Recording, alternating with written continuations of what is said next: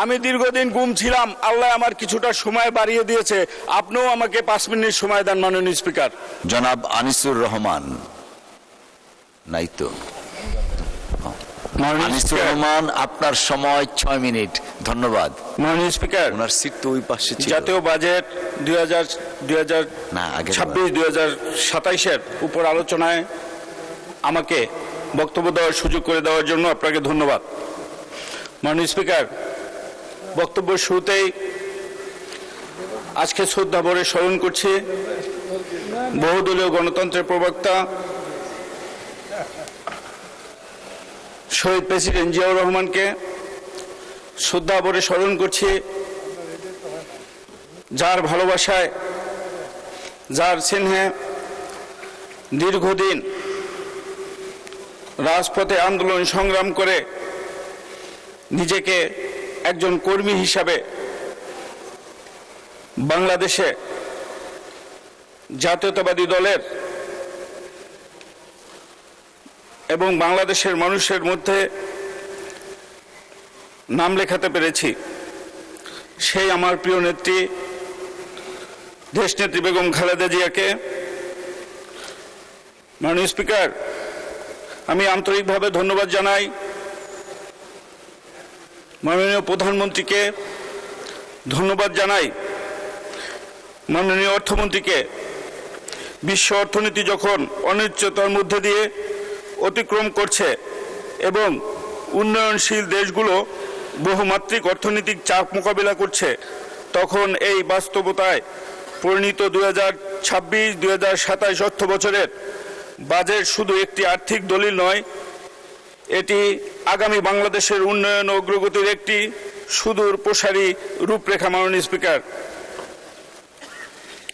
মাননীয় স্পিকার, বাংলাদেশ জাতীয়তাবাদী দলের রাষ্ট্র কাঠামো গঠনের 31 দফায় যেমন জনগণের মৌলিক অধিকার, ন্যায় বিচার ও অর্থনৈতিক মুক্তির বিষয়গুলো গুরুত্ব পেয়েছে, তেমনি এই বাজেটে সাধারণ মানুষের কল্যাণ, মৌলিক অধিকারের বিষয়গুলো প্রতিফলিত হয়েছে। মাননীয় স্পিকার, মাননীয় স্পিকার, আপনার মাধ্যমে মাননীয় প্রধানমন্ত্রীকে ধন্যবাদ জানাই। তিনি মালয়েশিয়া গিয়ে প্রথমেই কারাগারে থাকা রেমিডের যোদ্ধাদের খবর নিয়েছে এবং তাদের মুক্তি পাওয়ার জন্য সকল ব্যবস্থা তিনি করেছেন। মাননীয় স্পিকার, বিরোধী দলের একজন সম্মানিত সদস্য তার বক্তব্যে এই বাজেটকে লুটপাটের বাজেট এবং চানাচুর মার্কা বাজেট বলে আখ্যায়িত করেছেন। আমি বিনয়ের সঙ্গে বলতে চাই, এ ধরনের মন্তব্য বাস্তবতার সঙ্গে সঙ্গতিপূর্ণ নয়। এই বাজেট জনগণের কল্যাণের বাজেট, কৃষকের বাজেট, শ্রমিকের বাজেট, শিক্ষার্থী ও শিক্ষকদের স্বার্থ রক্ষার বাজেট, যুব সমাজের কর্মসংস্থানের বাজেট এবং দেশের মায়ের মর্যাদা ও নিরাপত্তা নিশ্চিত করার বাজেট। মাননীয় স্পিকার, যারা বাজেটের মৌলিক কাঠামো, লক্ষ্য ও দর্শন সম্পর্কে সম্যক ধারণা রাখেন, তারা নিশ্চিত উপলব্ধি করবেন যে এই বাজেটের মূল লক্ষ্য জনগণের জীবন মান উন্নয়ন এবং একটি টেকসই অর্থনৈতিক ভিত্তি নির্মাণ। মাননীয় স্পিকার, বিরোধী দল জনাব তারেক রহমানের ইউকে থাকা নিয়ে রাজপথে বিভিন্ন বক্তব্য করেন, আবার এটাও বলেন ভবিষ্যতে কোথায় থাকবেন সেই জায়গা ঠিক করবেন। মাননীয় স্পিকার, আমার অভিজ্ঞতা থেকে আমি বলছি, জনাব তারেক রহমান যখন অসুস্থ ছিলেন, যখন পিজি হসপিটাল থেকে তাকে ইউকের উদ্দেশ্যে বিমানবন্দরে নিয়ে যাওয়া হয়েছিল, তখন আমি সেই অ্যাম্বুলেন্সে থাকার সুযোগ পেয়েছিলাম। মাননীয় স্পিকার, আমি তার শরীরের অবস্থা দেখেছি। যখন ভিআইপি লাউঞ্জে তাকে একটি সোফার উপরে শোয়ে রাখা হয়েছিল, তখন আমি তার শরীরের অবস্থা দেখেছি। আমি তার চোখের পানি দেখেছি।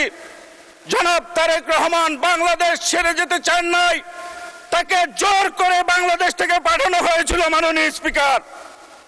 আর যারা এই জনাব তারেক রহমানের ইউকে যাওয়া নিয়ে বিভিন্নভাবে বক্তব্য করেন, আবার ভবিষ্যতে কোথায় থাকবেন সেই কথা নিয়ে যারা বক্তব্য করেন, আপনাদের কাছে বলতে চাই, তারেক রহমান এই বাংলাদেশের মাটিতে এসে পা রেখেছেন, এই বাংলাদেশের মাটি স্পর্শ করেছেন।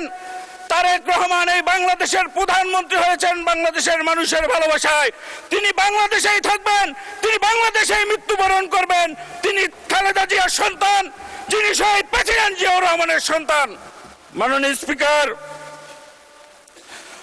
আমি দৃঢ়ভাবে বিশ্বাস করি এই বাজেট অর্থনৈতিক স্থিতিশীল উন্নয়ন ও জনগণের কল্যাণ নিশ্চিত করতে গুরুত্বপূর্ণ ভূমিকা পালন করবে এবং যথাযথ বাস্তবায়নের এই সুফল দেশের মানুষ ভোগ করবেন। মাননীয় স্পিকার, এই বাজেটে জুলাই আন্দোলনের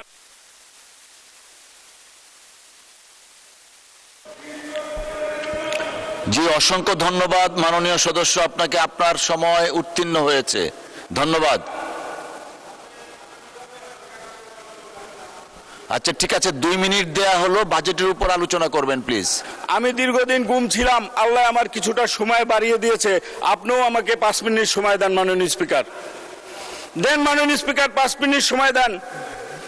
আমরা ফিরে না আসলে হয়তো বক্তব্য রাখার সুযোগ পেতাম না মাননীয় স্পিকার।